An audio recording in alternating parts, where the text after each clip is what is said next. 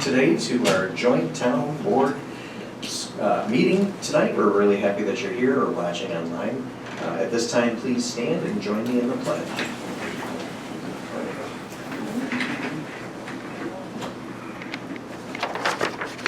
I pledge allegiance to the flag of the United States of America and to the republic for which it stands, one nation, under God, indivisible, with liberty and justice for all.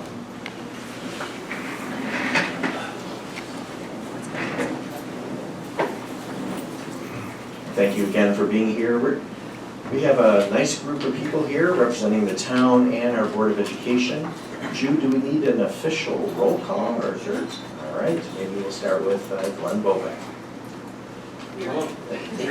Here. Jay Grover's here. Thank you. Sherry Stephens is here. Danielle Bruno, we're expecting, but we'll let you know if she has asked to be absent today. Of course, Jude Kuhn, our district clerk. Joy Lamarca is here. Sue Marston is here. Ashley Dreyer did say that she wasn't feeling well, so she's excused. Pete, do you want to take it around the table here? I'll do my people, and you do your people, okay? All right, I'm Pete Marston, the supervisor. This is Tom DeGavi, councilman and deputy supervisor. Christian Belita, councilman. Dan Kilmer, councilman. All right, very good. And Mike Laurie is our assistant superintendent for curriculum, instruction, human resources, and staff development. And of course, Dr. Bob Merkel is here. He represents our business and finance department. He's also an assistant superintendent. And Cheryl is off taking care of her family this afternoon. So thank you again for being here. Everybody has an agenda in front of them. And I was wondering, Peter, if you wanted to talk a little bit about the initiative of putting together an emergency response team. Okay, so that's me? Yes, sir. Okay, so this is something we've been working on for a couple years now, on and off. Well, not actually always on. Just trying to make sure we're prepared if there's any type of emergency, snow, flood, mass power outages, fill in the blank. We just had a meeting recently, and the school is a big part of this because the school has facilities all around the island. Between the school and the town, we pretty much cover all four corners of the island. And the school has been very active and involved with basically sharing with us what they have as far as resources, us sharing with them as far as what we have for resources, so we can be prepared for the community as a whole if something dire happens. Yeah, and I've been to 2 of those meetings, and they really are excellent. You have a good group of people all collaborating and sharing. The last meeting, Dr. Merkel was there along with Phil Marino, our Director of Facilities, and you're absolutely right. We, at a moment's notice, we're ready to help. So if there was a significant event in any corner of Grand Island, we can open up one of our schools and have resources available for the community as needed. So, I think, over the last power outage and storm, you were facilitating a text message thread with many of us, and I thought that was helpful. Yeah, we were a joint, well, it was a joint text thread, talking about power outages and where they were, and how long they had been out, and how long we could go before we had to engage something, beyond what we had going on. Yeah. So it was good. It was good. Yeah. Great. Does anybody have any questions around the table, Bob? Okay.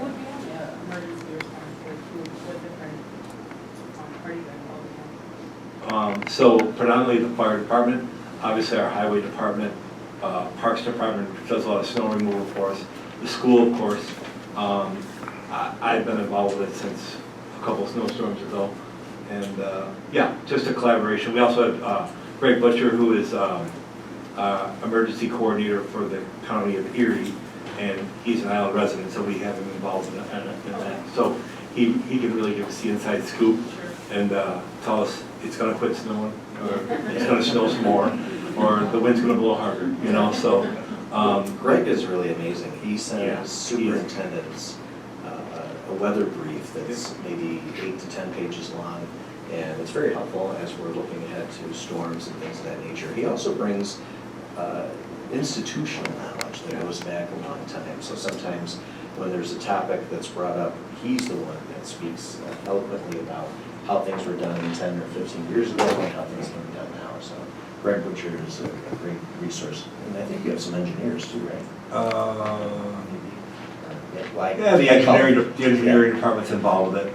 But just back to Greg, he's also very, very in tune with the FEMA regulations as far as That's right. things like that. Yeah. So if there is a epic event and there's monies to be, asked for, he certainly knows the path on how to get it, which is important to all of us. Yeah, for sure. Okay. Anything else? All right. So up next, school resource officer and the 211 waiver. So just for the historical or information for the town council and people watching, we've had an agreement between the school and the town for a school resource officer probably since 2018. Maybe, Tom, I don't know if it's older than that, but around 2018. And the agreement is that the district will be invoiced, or we will receive a bill from the town to pay the town and reimburse the town for the cost of having 2 part-time police officers acting as 1 full-time equivalent school resource officer. So that has been really great. Occasionally, one of the part-time individuals might need time off for medical or transition to a new job, so it's been going pretty well. The school board allowed us to increase that budget so that we could have 2 full-time equivalents or 4 part-time police officers. So with that said, there was a question about the waiver that, say, a retired police officer would need to make more than the cap that the state provides. Am I saying that correctly? Yeah, and so also I had Officer in Charge Tom Franz come, which he can explain pretty eloquently. He understands the ins and outs of it, but you pretty much nailed the pertinent part. Okay. Tom, if you hear us miss anything, please feel free to jump on board, okay? So thank you, Tom.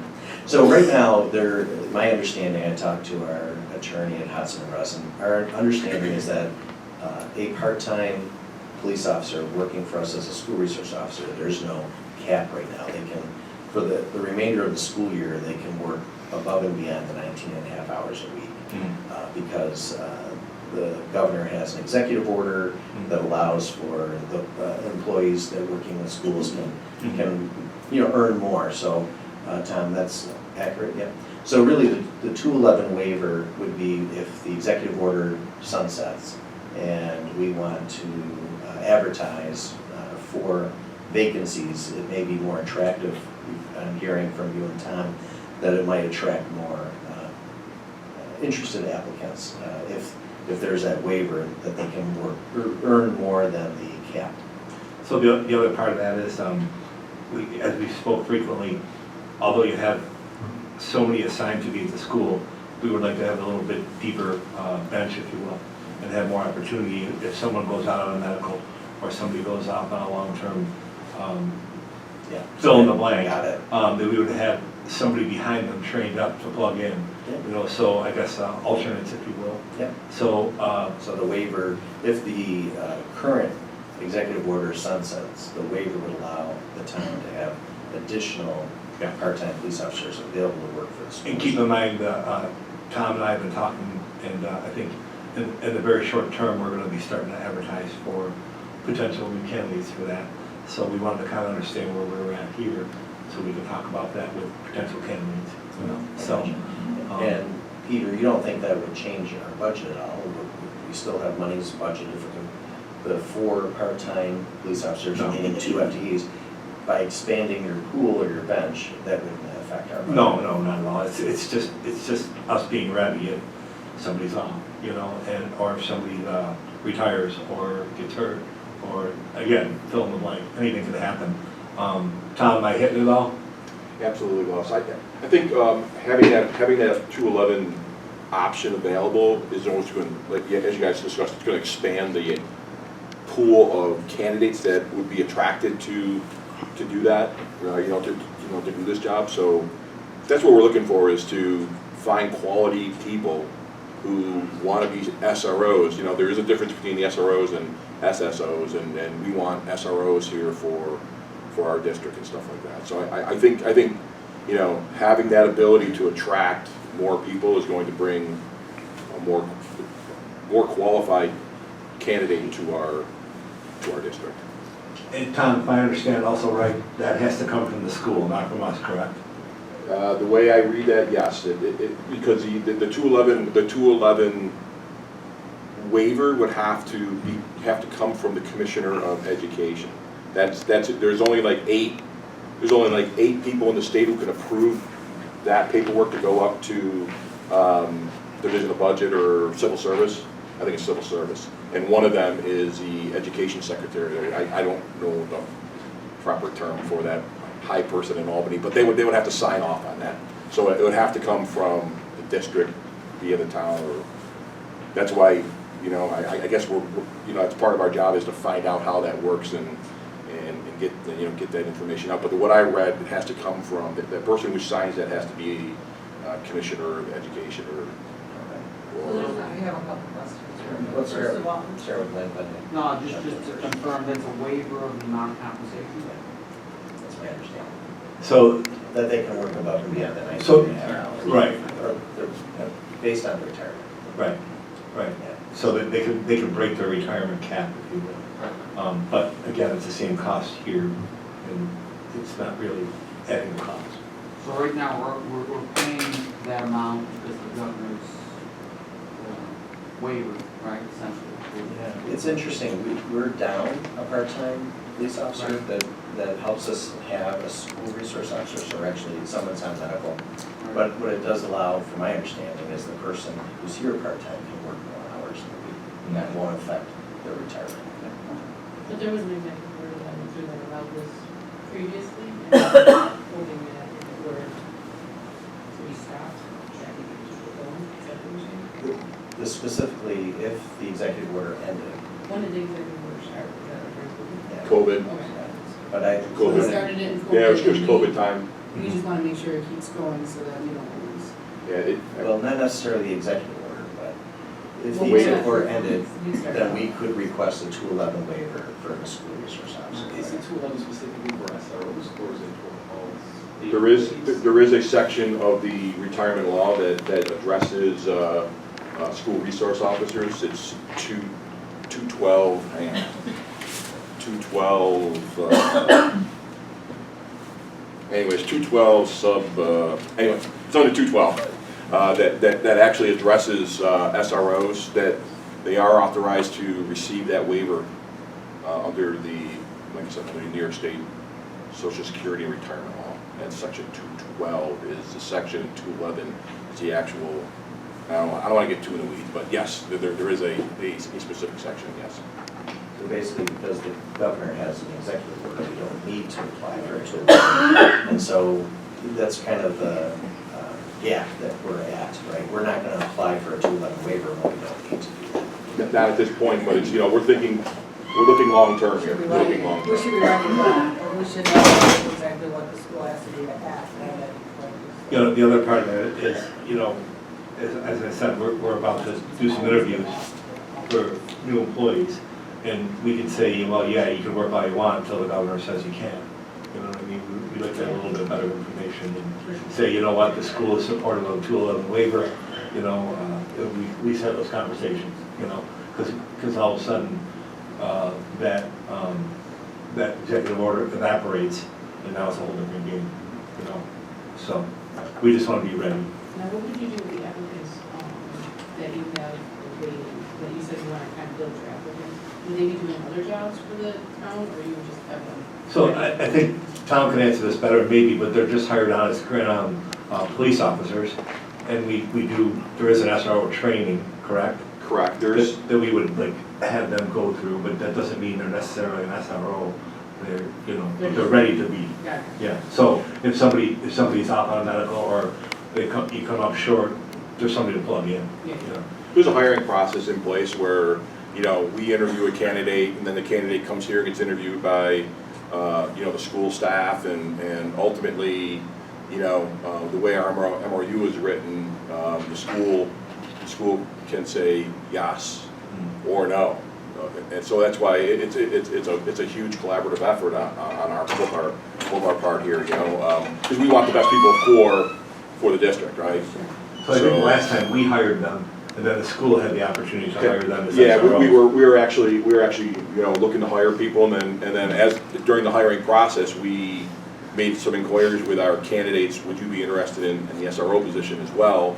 They said yes, so we brought those candidates to Brian and his staff, and we did interviews as well for that, so.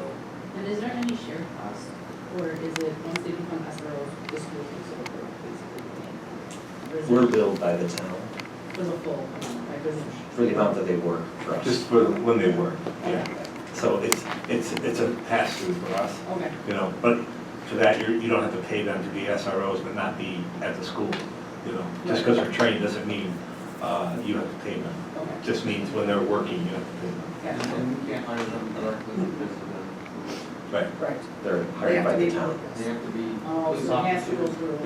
through. We're part of the interview process, the approval process, is the way. Right. but the town is the hiring agent. Gotcha. So it's really a shared thing. So do you have a question? Okay. So, first of all, so we have approved four part-time SROs. How many currently do we have? One, because the other one is on medical.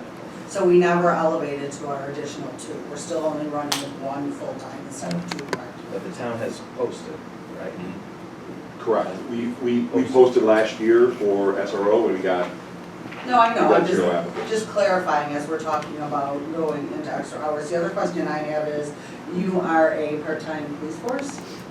Grand Island only hires and employs part-time police. So where does that fall when our SROs are working 40 hours? We are on a part-time police force and everybody else is only working part-time. Are we gonna run into an issue with that? I just wanna make sure that everybody stays happy and our SROs. SROs can make that according to the 211 and 212 section allows that for police officers. The state law allows that. for Okay, the- I just wanted to make sure, because I know when we first started talking about the SRO, we were a part-time. police Yeah, there was a force. 19-hour issue and all that stuff, but no, we're good. Yeah, we're good. But I think we should definitely not wait, we need to know what this process is and literally have it, so we just have to date it and sign it when. Is it automatically approved? That No. sounds like it's no. No, there's a process. Unfortunately, we're not that cool. I mean, so I guess the ask, Tom and I was speaking with Tom and I, the ask would be to let's do it now so we're ready, so that when it expires, you know. So do you need the go-ahead from us, is that, I guess that's, no, the board does, I'm just wondering, because, so. Brian's out of his head. No, I already spoke with Jeff Switek Okay. at Hudson Rust. He seems to be an expert in this because Awesome. he's worked with Clarence and Iroquois on these types of matters, but right now he says it's moot. There is no need to apply for a Okay. 211 waiver because the executive order supersedes that. Okay, So as Sue was saying, we can just call Jeff Switek if that executive order sunsets, and then we can move forward. did they give you any kind of time frame as far as, Just sunsets at the end of the year. no, I'm talking about the gauge. how quickly it would be processed. My Right. experience with New York State is nothing ever happens quickly. Ever. So Sure, sure. you wouldn't want to have that sunset, to have one person out and then not be able to have. Yeah, The office I would would recommend the town talk to Peter Godfrey because they work Okay. closely with Jeff Switek. Okay, Because my understanding is that we really don't need to do anything until it sunsets. Is there an employee by employee waiver or is it a position waiver? say that again. Is the waiver for a specific employee by name or is it a position waiver? I think it's just, is it a blanket waiver? No, it's for that employee. Okay, so we would need to identify the employee before we even did that. That is correct. We don't know right now. That is correct. Right. So it sounds like when it's needed, you guys are welcome to the idea? Absolutely. Okay. All right. Is that enough information, Tom? to get us Yes, sir. started? Okay. Beautiful. So Carrie Lengthier from the Grand Island Police Department reached out to conduct some rescue drills at Sidway in the summer. So we'll definitely be working with him. He is going to be bringing in other agencies. It's not an active shooter drill, but it is a drill of an intense nature where we would probably need to move just for kids for the day or make some changes for our summer child care that occurs and work around Mr. Antonelli's schedule for kindergarten screening and all those things, but we're very open to working with Carrie. Is that something that anybody has any questions about? No, we don't have a date yet, but through experience, we did do an active shooter training, not that this is one, but it requires a tremendous amount of communication with everybody so that nobody's unnecessarily calling 911 when they're driving by Sidway and things of that nature. So we're excited to work with him and look forward to continued planning in that area. Okay. Okay, good. So I know that Ashley had asked to include updates on any tax incentive programs that the town may be considering, maybe some entity has communicated with the town. We've had an entity communicate with us, but I think just overall, we're looking to see if there's any feedback from the town regarding tax incentive programs for businesses or anything else. Maybe just define it a little bit better. I have not heard anything. In regards to what? So her question, I'm just gonna speak for Ashley, but she's not here. So her question was like, the Radisson came and asked us for that mixed-use incentive on their taxes, right? And we asked the question, and had it been presented to the town, had they accepted it, is this something they would accept? And they didn't have an answer for us, right?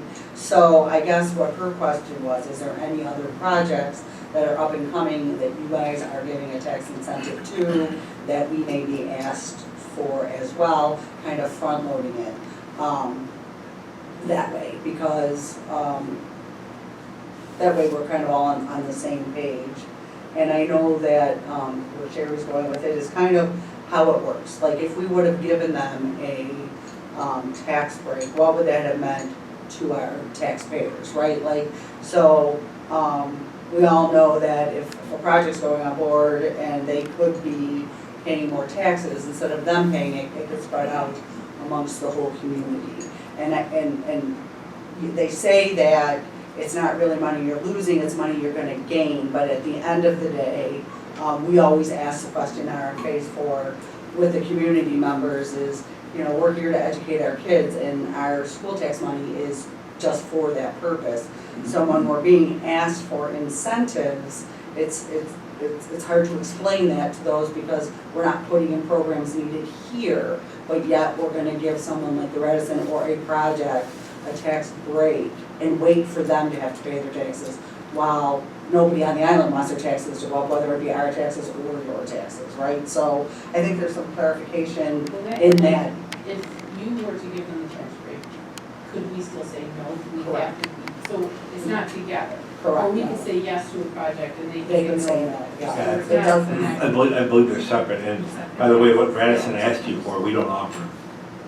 No, I know, that was just kind of an That's not example even of where it something came that from. we've ever done, so I don't know how that all worked. Our pilots normally come for the county as well. Well, You don't You don't have it. No, they applied for a 485A, we do 485Bs, but we've never done an A. An A circumference is mixed use, I believe, and I guess that's, contiguous housing type things. We've never done an A, and to my knowledge, there's nobody out there at this time looking for it. Now, I can't tell you that if somebody doesn't build a new project, they won't ask, but right now, we have nothing on the table, and there's been no request of any kind that I'm aware of. Anybody else? We decided that, I don't think we have the ability to get a tax break. We need to set No. up an industrial development agency. Yeah. Some towns have them themselves. Right, We don't, so even when Amazon came, that they had to go to the county for that. Yeah. So that's not something that we have the ability to do. that was ECIDA stuff. You can't give a tax break for a company. Well, we can, like the schools can. So- It's just We could different. have given the 485A if we desired to. Correct. And not desired to. The town has never given it. Right. When someone came and asked for it, obviously that project died, so we never got to the point in time where we got enough information to consider it. Oh, But aside, We may have been told in that presentation, I can't recall correctly because it was kind of less than stellar, is whether or not they had said that they had gotten tax break from the town or not. They may have alleged that they were getting it. but Yeah, I- the Radisson but that was a did- different thing. they advised the town they have the building classified as historic, which opened up some grant funding. Yeah, that was before But that that. had nothing to do with, No. nothing on our Tax end. credits. It No. has been. No.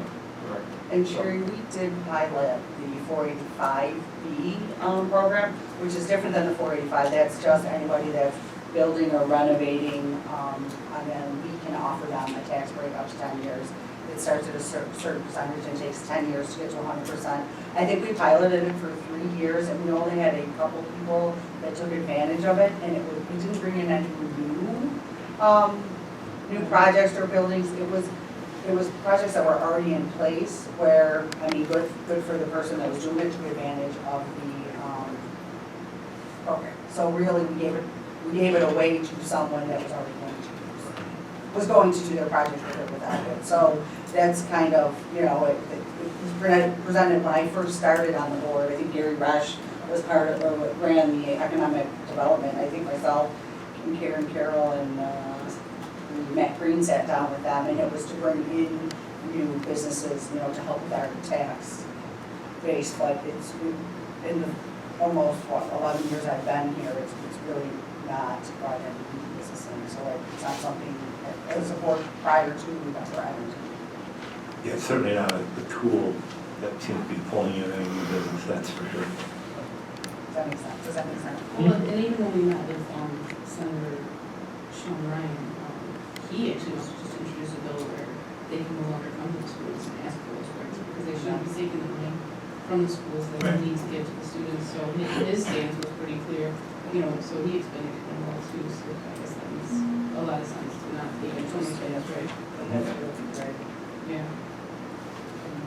Right. It sounded like it's really good.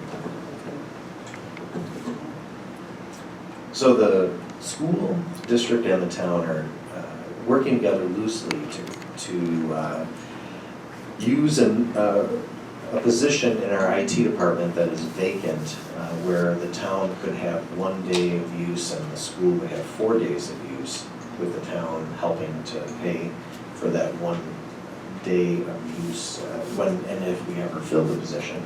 Unfortunately, Bob, I know that we've posted it at least twice and have not been able to find a suitable candidate. And more than likely it'll be posted again. Correct. That's your understanding? Yes, sir. Yeah. Okay. I know, any questions from the town or the school board on that? So just for our school board, Josh Nichols was promoted to a new position. His job as systems engineer is vacant. We've posted that position twice with applicants who were not qualified or deemed qualified. So we're probably going to post it again. We may make some modifications to the posting to see if that'll generate some additional qualified applicants. But in the meantime, I know that's been a delay because we were hoping to have that position filled earlier than we thought. Can I ask, when you do post it, if you let the town post it on their website, Oh, on yeah. Facebook and all that, just to give you another venue to get the message out there? I mean, Yeah. we can help you Yeah. find somebody who, in essence, So, help ourselves in the process. Bob, you're taking a note on that, right? Yes, sir. Okay. Who would that go to? You can just call the supervisor's office and we'll facilitate it one way or another. Thank you. So the town would be appointed or something? Yeah, so instead of a 5 days a week position here at the school district, it would be 4 days a week. And 1 day would be to assist the town with IT work, systems, engineering. The town has expressed interest and has asked for some assistance. It'd be a shared service. We'll treat you as SRO for it. Yeah. Kind of like that. Okay. Yeah. Yeah. All right, I think that leads us to upcoming town projects. Okay. What isn't going on? So I think you've all heard, all these. There's been probably a little bit more than kicking tires. In fact, we're expecting a submission for them any day. So we're kind of excited for that. That seems to be something that a lot of people have been excited about. So stay tuned and we'll see.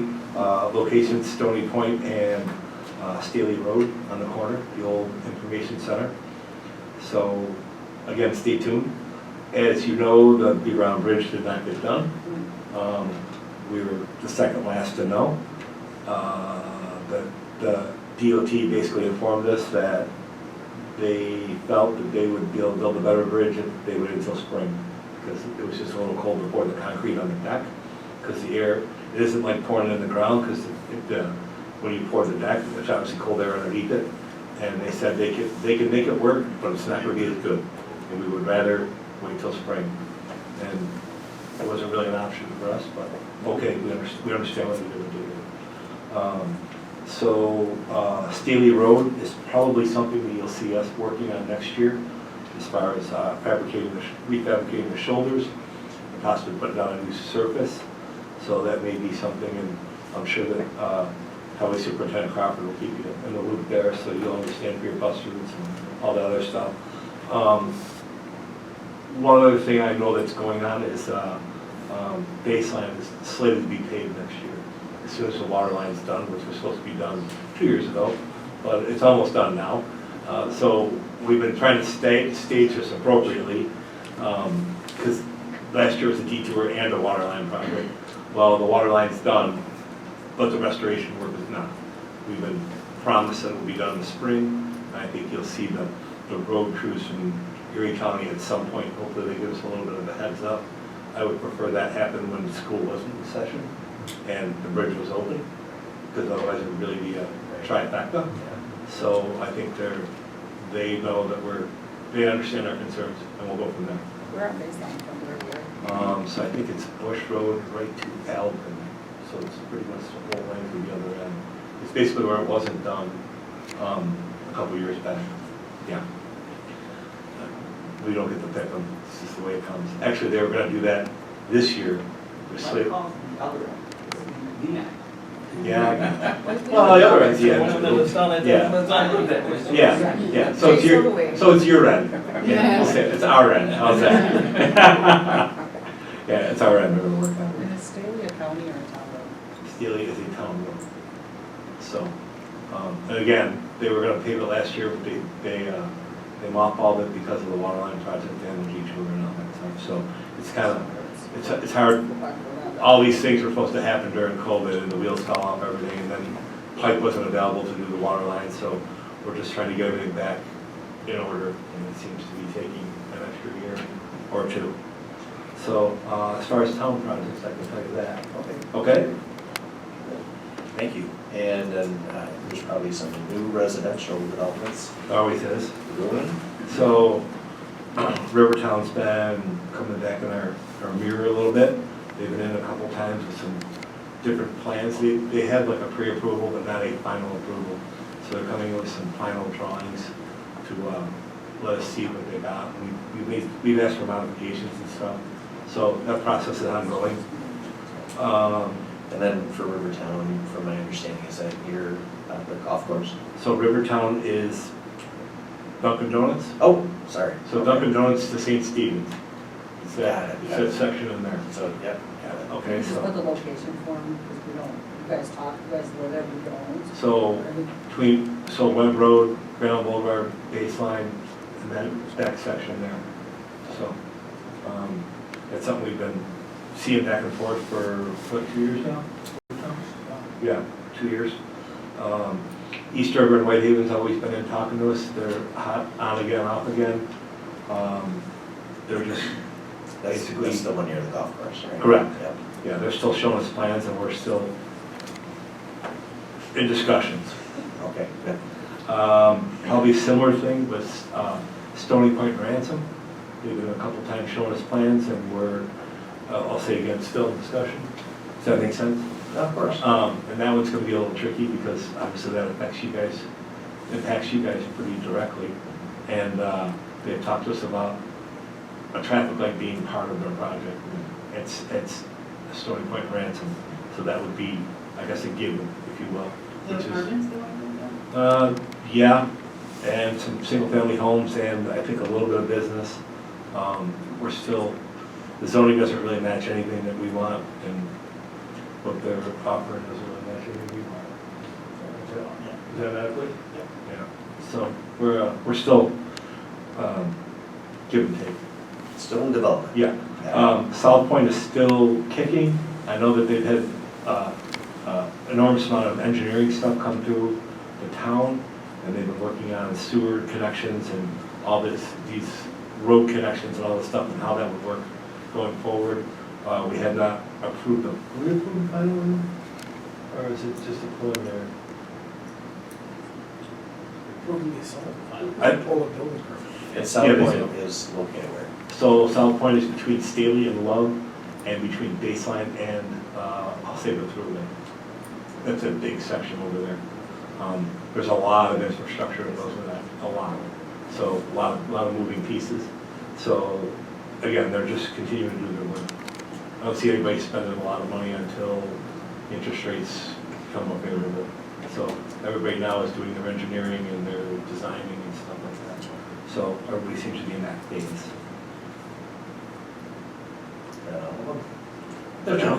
That'll keep you busy. It does, Yeah. absolutely. That'll keep you busy. And I appreciate the town also collaborating with Teresa Leads the Day on some of these projects, if not all of them, because I know that picking up children in some of these developments requires certain DOT regulations, so Teresa's an expert in that area. Yep. So thank you for including her.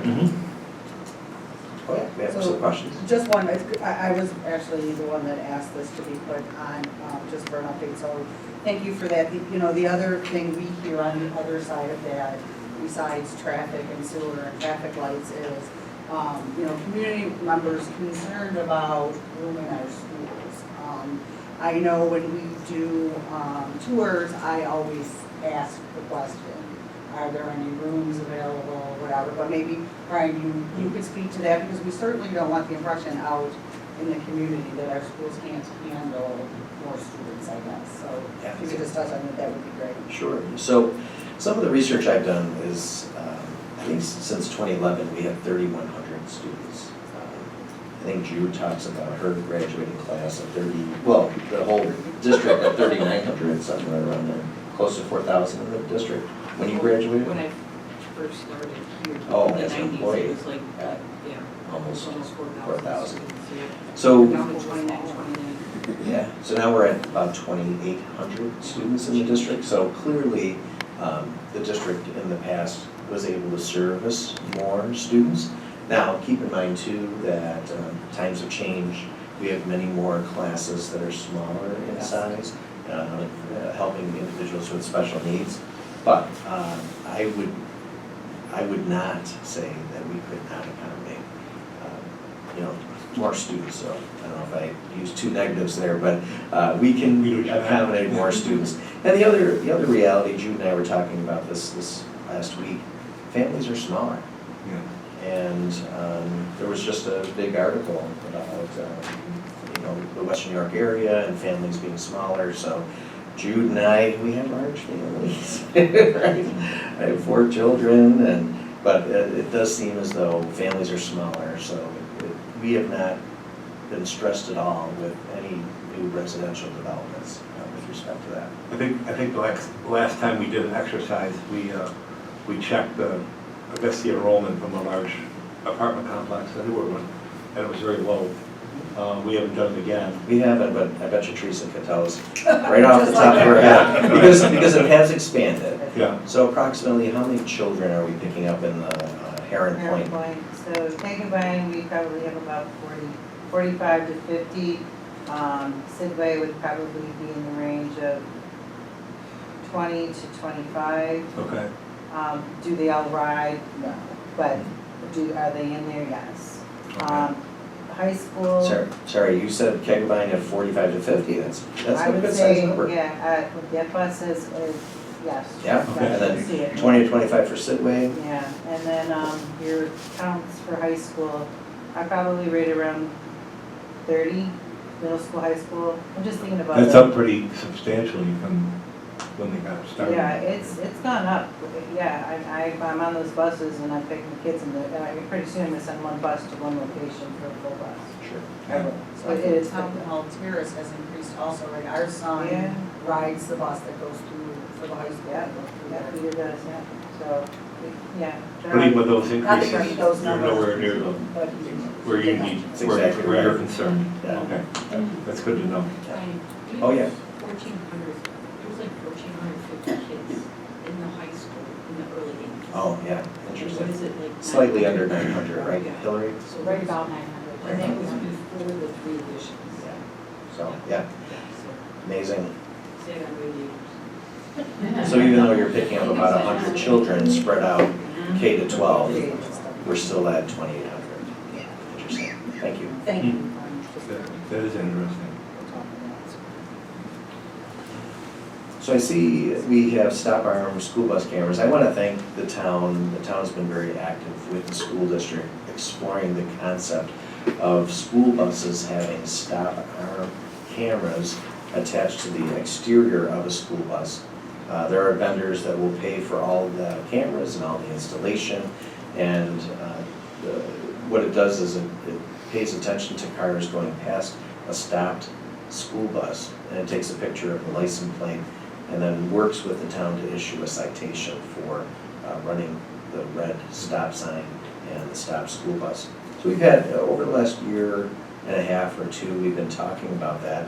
We know that there are vendors that want to work with us on that, and we know that the town has some interest in pursuing this, because at a recent meeting, we talked about the number of cars that go by a stopped school bus, and I think we were all shocked at the numbers. And Teresa's been doing a good job with her team to keep track of that, and I remember just looking at October of this school year, the number was, do you remember off the top of your head, Teresa? It was at least 10 or more Per day? per day. Well, yes, overall, all the buses, yeah. Yeah, overall, yeah, I would say between 8 and 12. Yeah. One's too many. And, One and is it- good. so I don't know, oh, go ahead. I'm sorry, I just have a question with that in terms of the enforcement of the traffic violations and the collections of those fines. How would that be distributed, the fines, if it's a joint force between the town and the school? So I could maybe speak on this, and maybe Tom, you could back me up a little bit. How I understood it was this third-party company would receive the video of the violation, and they would humanly authenticate it to make sure it was actually a violation and not a glitch or a misfire or something like that. And they would recommend that this person be given a ticket, and then it would come to the Grand Island PD, correct? And the Grand Island PD would have to sit and authenticate it and agree. And if they did not agree, it would stop there. If they did agree, then they would issue a citation. Is that correct, Tom? And then that pretty much goes into the Grand Island courts type thing? That's how that works? Yeah, okay, yeah. So It doesn't really come back to the school. And Yeah. the school district isn't interested in any of those dollars. Yeah. We're just No, interested just in curious. I'm just People wondering have asked. yeah, the behavior. Yeah. How enforceable those violations are.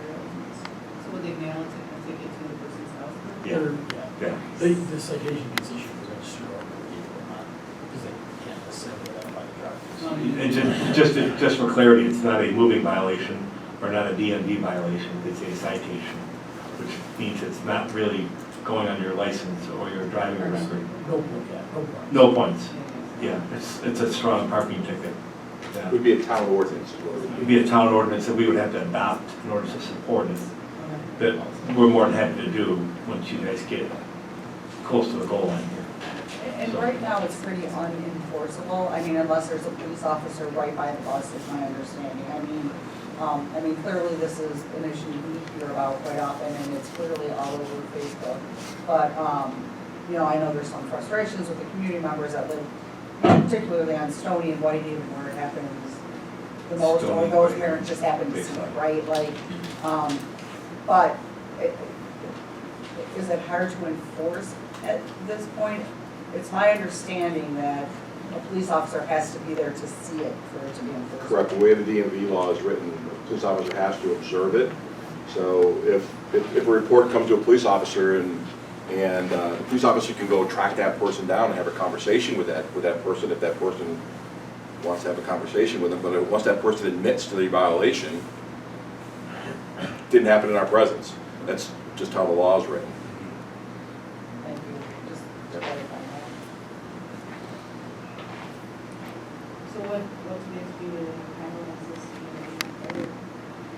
We have to adopt a policy to issue citations, which I think most of the camera companies have I'll say a boilerplate law that we can run through our legal and adopt.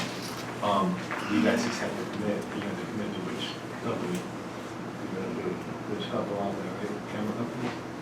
So, Once we set up a camera company, then you guys can put it on there, then it goes out. yep, yep, we're happy to do so whenever we're ready, so, okay? Yeah. I assume? But, I think we have support to it, yeah, okay, okay. I felt alone for a Yes, your second. mother would, Yeah. Mr. Dugali, yes, Yeah. she would. There'd be no Sunday dinner for you, Mr. McGavin. So do we need to look at the companies and decide which one we want to go with? Yeah, so we're then? still in information Okay. gathering, we're looking at different companies, and we've had a couple meetings with the town to figure this all out and figure out what we can do, so we're gonna be looking at a couple different companies, and then we're also looking at Niagara Falls currently has it in place, so to see what their experience has been with it, get some information from them as well. Pitfalls and all that other stuff, Yep, right? once we have that information, we'll set another meeting with the town and work on getting that resolution in place. Get this fired up. Maybe that next meeting, update them, or do you think we'll like to do 2 meetings? For the February 12th meeting, maybe the following one. Yeah. February 12th, we have a budget, so. So I think we'll Yeah, actually probably probably do it. I think was a preliminary discussion to maybe some that would be installed over the summer in the buses? Is that what That would be the, the hope. Talked about. when the buses are parked, so they can have them for a little bit of time? Right. Yeah. I just think we should do a thorough RFP, just to make sure. I mean, no need to rush it, we want to make sure that we're doing it right, and then on the school side, we're gonna have to make sure, and clearly we're finding money for it, but it's something we're looking to do next year, and it's something we can actually drop right into the budget, right? Actually, there's no cost. There's no Oh, cost. great. So, Okay. usually the camera company covers Awesome. all that cost. Okay. Yeah. So it also may help answer your question or some of the questions around the table. The companies are willing to do all this, so people must be paying the citations, right? Because they're Yeah. getting a cut of that, so. Yeah. Is there a monitoring fee, I would assume? Oh, that's what I'm saying, Yeah. yeah, Yeah. so the citation, yeah, so. So, They're not yeah, trying I to guess make that money. was my question then, collection of the fines. It goes to the third-party company And the town. and the town, okay. Yeah. All right. So there's no cost in, there's no cost out for the school. The town gets paid basically for their time they put into authenticating these, and they get paid for their equipment and their authentication too, sounds like. The school's main interest is getting people to stop running. For sure, Yeah, absolutely. we- Right, so- yeah, we're gonna not- accept that I guess happens, the and they point don't is, we're want not that asking money, who's but- making the money, Yeah, it's just yeah. the process, Yeah. it's more the process, not who gets the money. Yeah, feeling but that I'm that's- saying that's why we're pursuing this, Right. is because we want people to stop running. For sure, yeah. But I was making an inference Yes. that the reason why Right, no, I get what they're you're gonna put all saying, this yeah. equipment on Yeah. the buses, 50, how many buses? So they're catching people and people are paying. 65. 65 buses, and, yeah, they're making, Well, hopefully it'll drop it some. Yeah, yeah, and I think it will, actually. I Right? believe I think that. presence Oh, I- changes I behavior. feel it. Yeah. Yeah. Think about you driving your own car, and you know that's on that bus, Mhm.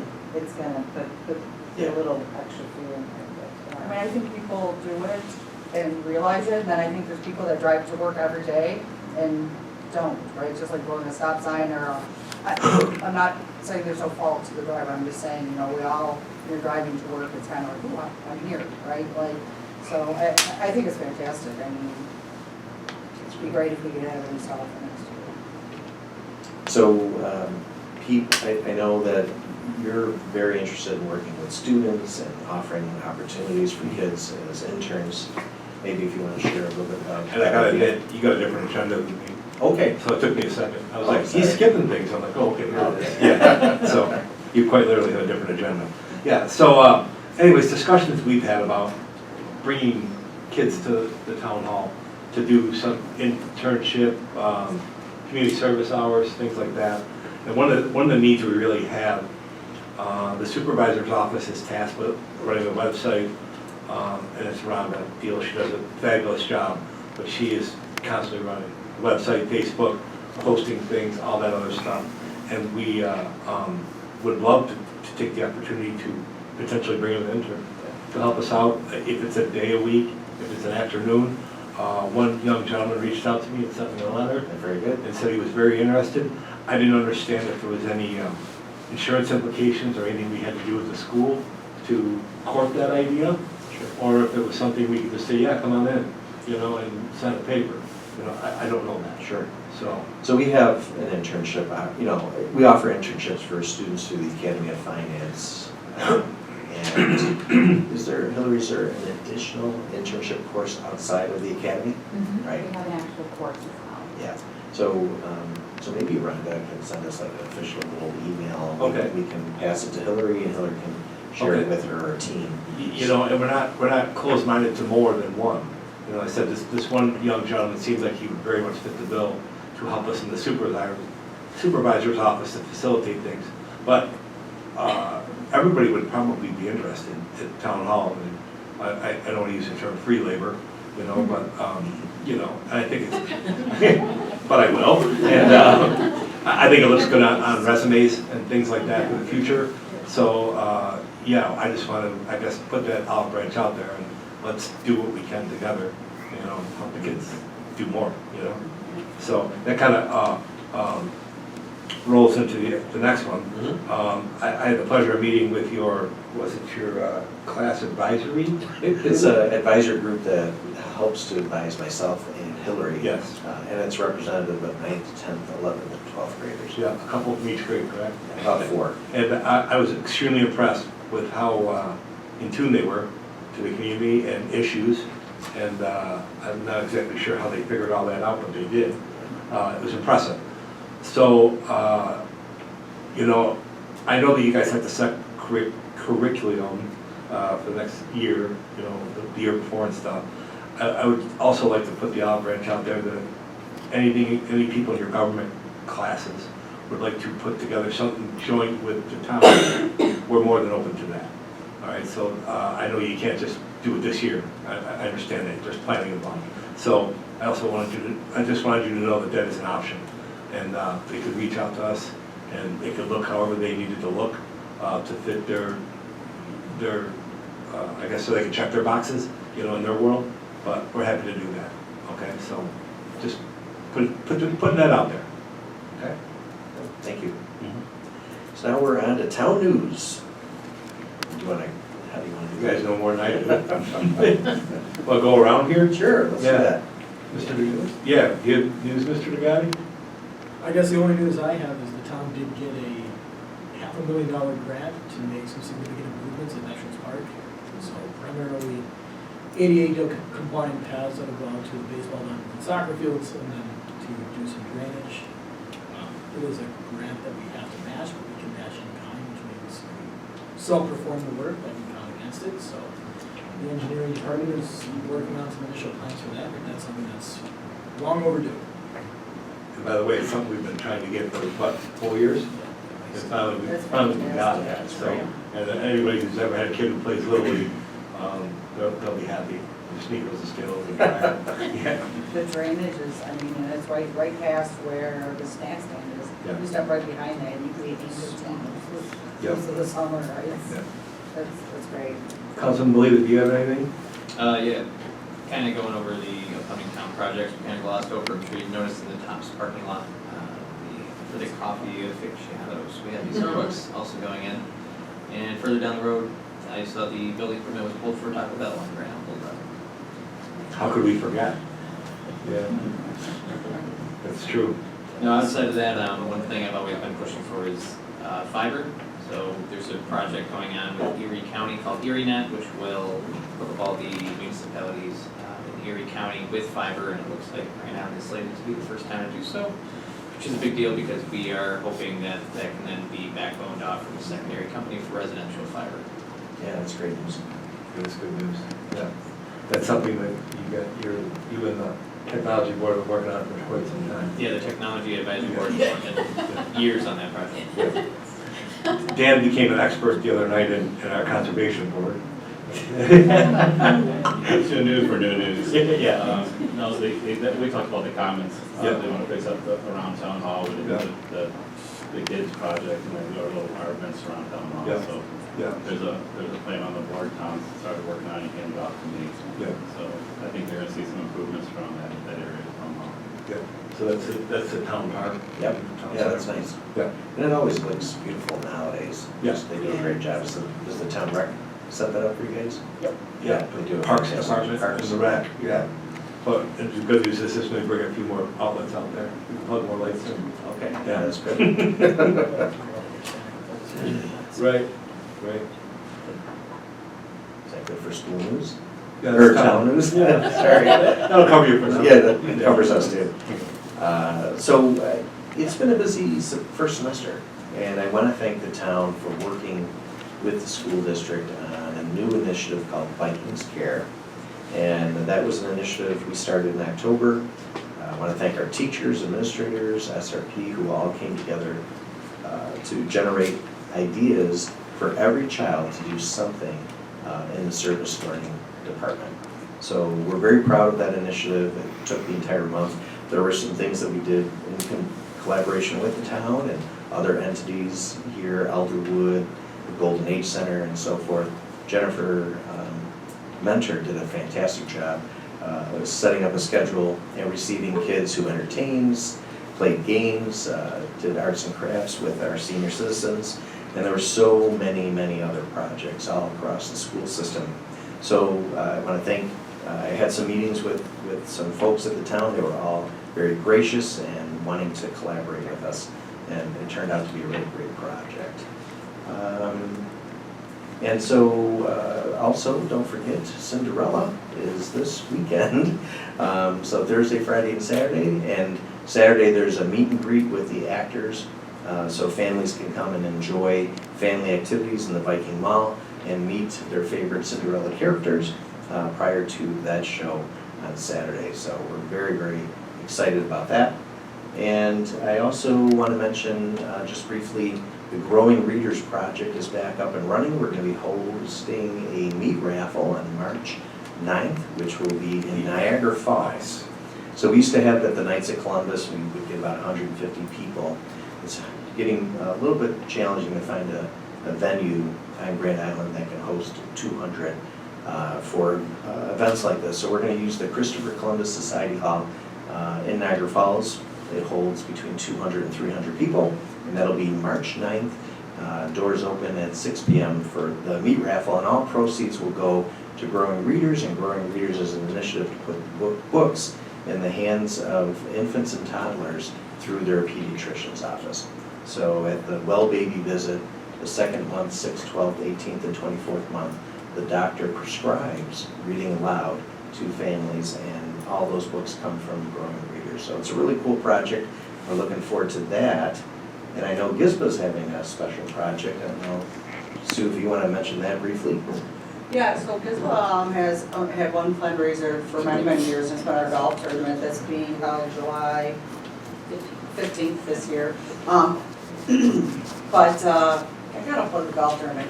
But we are adding an additional fundraiser this year, and it's actually a car show that's gonna be here right on our property the evening of June 26th.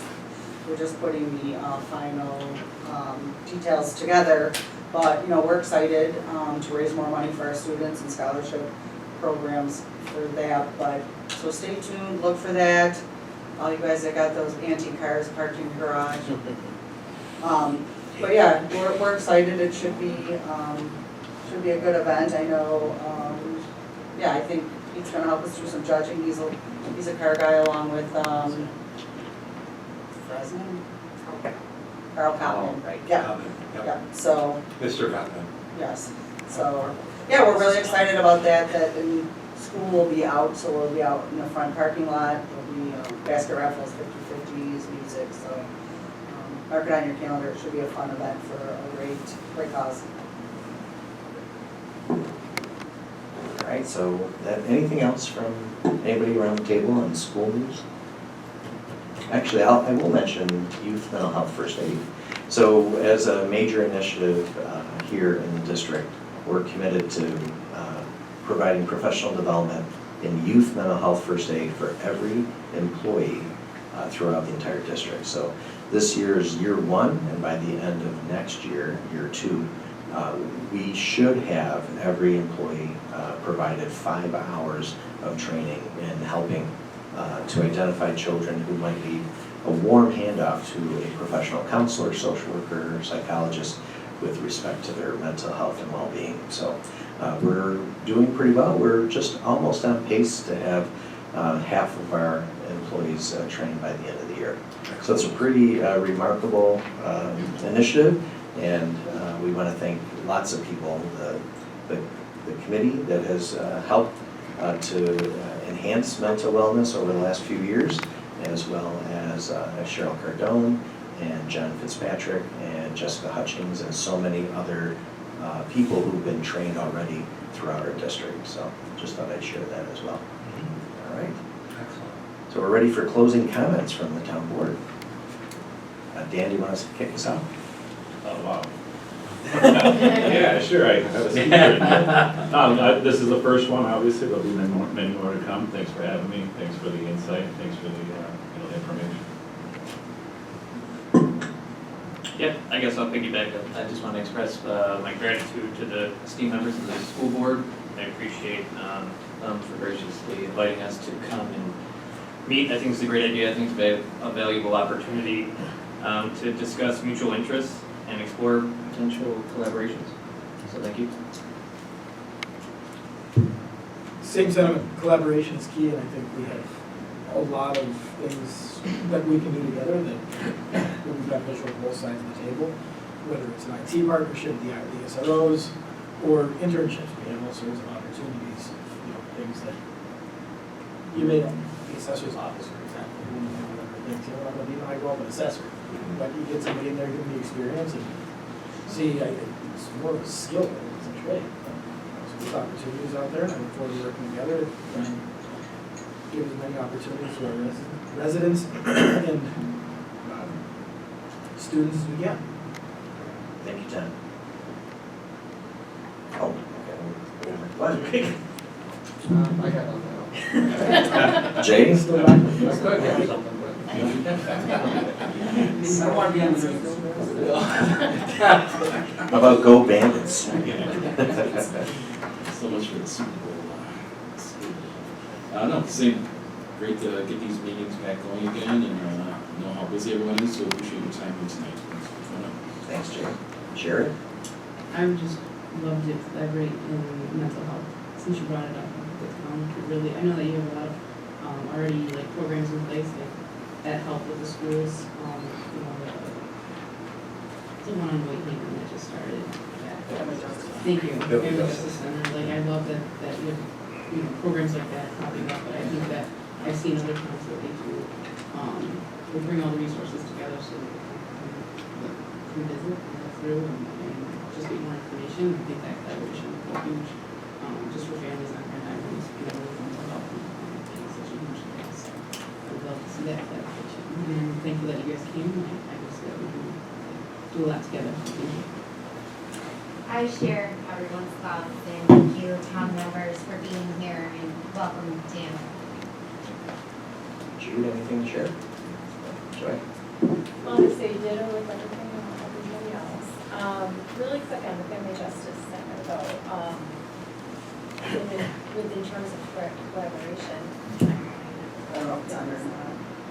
I actually just toured the Family Justice Center downtown and I spoke to the director there with regards to the Grand Island. They do open tours and they do welcome different types of any type of community service. So it was really, we spent an hour down there for Leadership Buffalo, and and it was, didn't even realize what the Family Justice Center was.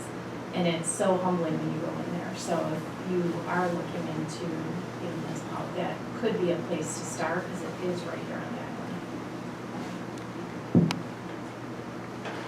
island. Ditto to everybody, thank you for everybody being here tonight. It's nice to see that our collaborations are growing. It started with our shared gas service, I believe, many, many years ago. So it's nice to see that it's growing and there are more ideas where our town and school can join together, and for those that don't know, this is very, very unique. No other town does this, to my recollection. We have had other towns come in and sit on our meetings, and I know talked to Brian in the past, so it's really nice that we can take the time, sit together, and really use our resources and our community to collaborate. We are one island, one district, one town, and really, our school district is the center of our community. A lot of people come to our sporting events, our plays, our concerts, et cetera, et cetera. So just thank you for everybody to take the time and understand that collaboration in our community is really important and very, very unique. So kudos to everybody here. So I'm actually going to dovetail on that a little bit. As I spoke to some of you before the meeting started, I was at a housing summit in Albany this past weekend, and this came up, how school boards and town boards and local government don't communicate. And I raised my hand and told them what we do in our town, and everybody was absolutely blown away. And then I told them that we share services like diesel purchases, and we have emergency response plans that are commingled, and they couldn't believe it. I think a lot of them left there going, wow, we got some work to do, And I was actually rather proud that we were that far ahead on that. I look good for one conference. To Sherry's point, if there's any flyers for what you got going on with mental health, please get them to the town. We'll put them in our town hall. Wednesday's a very busy day with DMV and all that. It might be nice to have them there on display. We can also get some down in Golden Age. We do some stuff down at Golden Age in your wheelhouse, but obviously there's different demographics and stuff like that. But kids have grandparents, so there's a lot of commingling there. And I also, again, I'll reiterate, I couldn't be happier that living in a small town, that we're all working together for the greater good. The term, teamwork makes the dream work is, really something. It's true. And I hope we can continue this. And I'd also like to mention that if you want us to host sometime in the future, we don't have this beautiful room. But we'd figure it out, Sure. Actually, the second one would be in place. Okay. Yeah, I think, do you have that date offhand? Might be in June or May. I think the Next one, there's 5 Next one's Mondays. April 29th. Our next joint meeting? Well, there's five Oh, in April. So, you just tell us. yeah, Jude will talk Okay. to Rhonda. Okay. Yeah. Great. Good. Yeah, and I just want to echo what you said, Pete. You said it very well. I really appreciate the opportunity to work and collaborate with the town. Additionally, besides being superintendent, I'm a resident here, and I understand the great amount of care and compassion that the town has towards its citizens. And with that said, we're really promoting the concept that we're all partners in the positive development of our young people. And it was really great that you came and sat with Hillary and I to talk to young people and to hear what they had to say. I thought there was a new perspective, by the way. Yeah, it's really great, and it is it's a cross representation of the entire student body, which I think is great. So I want to extend my heartfelt thanks to you and the town, of course our Board of Education, truly a collaborative spirit. We're not just sharing services, but we're building a stronger, more vibrant community for today and for generations to come. So I appreciate everything that you do, and we are going to look forward to our next meeting. I don't know, Jude, if you have that penciled in. May 29th is what we can, oh, actually, April? It's the 20, are you talking about the? Joint. The joint, Yeah. it's the 28th, May 20th, it's a Tuesday. Yeah, May after 28th. Memorial Day. May 28th? Yep. It would be,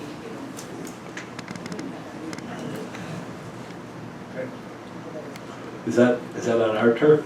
Yes. Yes. Okay. It is this time of year. Yeah, so and that's a Tuesday, just so everybody knows, Tuesday, Okay. May 28th. Okay.